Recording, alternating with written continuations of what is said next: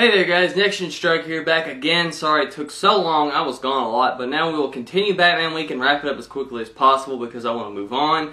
And I also want to talk about the reboot for the films and possibly talk about Arkham City's prequel and sequel. So, let's get started with Joel Schumacher's saga. So we all know what happened with Tim Burton. You know, it was too dark, they wanted a more comic booky Batman, and well, they kind of got it, but we also got a little bit of Adam West. When I mean a little bit, I mean a lot of Adam West.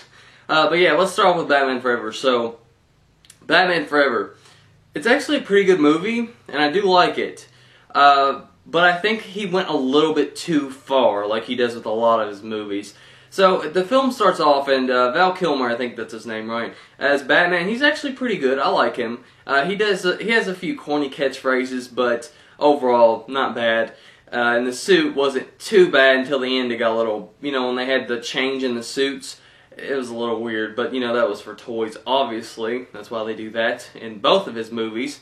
They switch outfits. But anyway, yeah, he was pretty cool. And the opening scene where he is in his desk and then he just flies down the Batcave, that was really cool. I really liked that.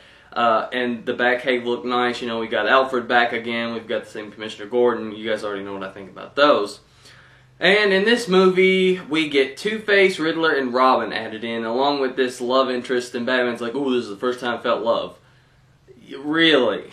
Really now? What were the past two movies? Just, you know, acquaintances? But at least in these films, Joel Schumacher kind of has a throwback to those, because she's, you know, she makes a reference to Catwoman. I was like, wow, you're actually trying to tie the movies together. How interesting.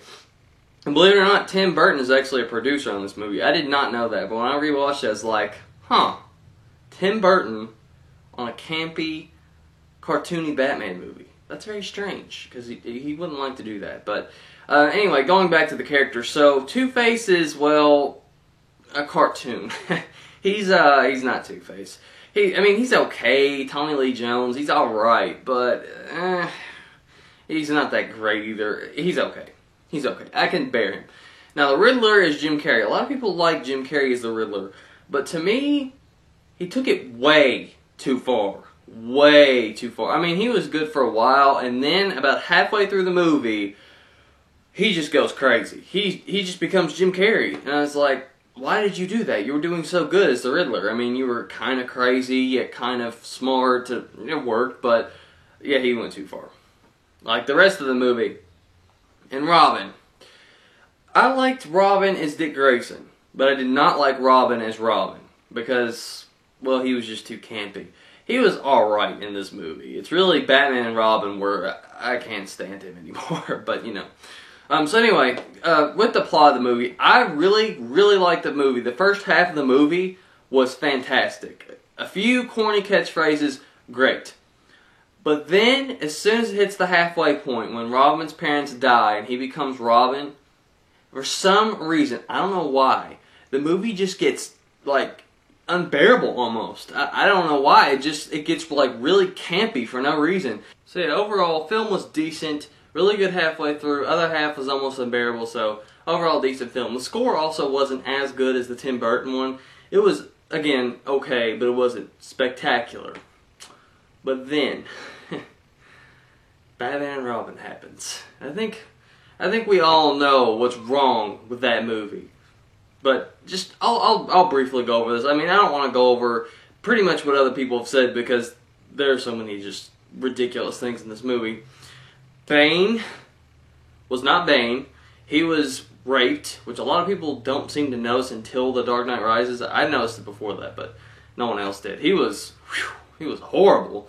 Mr. Freeze. You know, Arnold was alright as Mr. Freeze. I mean, obviously he wasn't Mr. Freeze, but at least he was enjoyable to watch, unlike the other ones, you know what I mean? Uma Thurman is Poison Ivy. I mean, you take a villain like Poison Ivy who's already stupid anyway. I mean, that's a disaster waiting to happen right there. Batgirl was stupid. I didn't really like her. Batman was not Batman at all. He was just George Clooney. I think they drugged George Clooney because there's no way he would do this sort of movie, but he was George Clooney. He was not Batman. And what's funny is that Robin did more detective work in this movie than Batman did. I saw that, I was like, You gotta be kidding me. And then Robin complains, ooh, there's not a Robin signal in the sky. Okay, look, if you're a sidekick, you do not get your own signal. Batman had the training, he's been around longer, it only makes sense that he has the signal. I'm sorry. And he built it.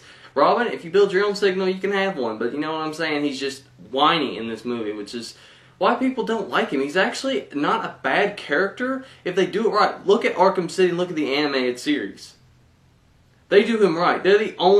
That's like the only thing I've seen where they actually do Robin correctly. Young Justice also was pretty decent, but other than that, no, he has not been done right. Teen Titans was okay, but you guys, Teen Titans wasn't meant to be taken seriously anyway, so what can you say?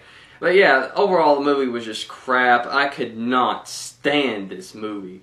Like, you know, when I was a kid, I watched this movie and it's like, yeah, you know, it's actually one of my favorites. But no, when I go back and watch this, no, I literally wanted to turn it off and quit watching. But I was like, you know what, for you guys, I'm going to watch it all, and I'm now watching that movie again. I can't think of one scene that I actually liked in that movie. Maybe the part where Poison Ivy comes out in the big bidding ball thing, and I guess the Bat card, as ridiculous as that was cool. I mean, obviously, okay, if you have a credit card, if Batman had his own credit card, the bank would know who he is. Hello? You know, what's the point of the secret identity if you're going to go out in public and show off a credit card? Really? And, you know, the suits were ridiculous. The Batmobile was not... I mean, you know, the old Batmobiles, like in the Tim Burton movie and the cartoons and all that, are dark, so they blend in with the night. This one would stick out like a sore thumb. Just saying. And, you know, that actually reminds me of the scene from Batman Forever where Robin's driving the Batmobile around. Yeah, if anyone had their common sense, they'd automatically be like, wow, I guess we all know who Batman is now. I mean, that was just a stupid thing for him to do. And really, even though he has the cape and, you know, all that stuff on, you can still tell who he is. I've always thought that was kind of stupid. Like, you know, when Batman and Robin and Batgirl's like, oh, Bruce, didn't you know it was me? I mean, obviously, if he's the greatest detective, he can tell who it is. I mean, duh. You know, that's all I'm saying. It's just, his movies have no logic at all. They're just camp. I don't know why he wanted to ruin the franchise, but the one thing we can credit this director for is that because of him, we got the reboot with Batman Begins. And Nolan, yeah, he's the man. So, next time, Nolan.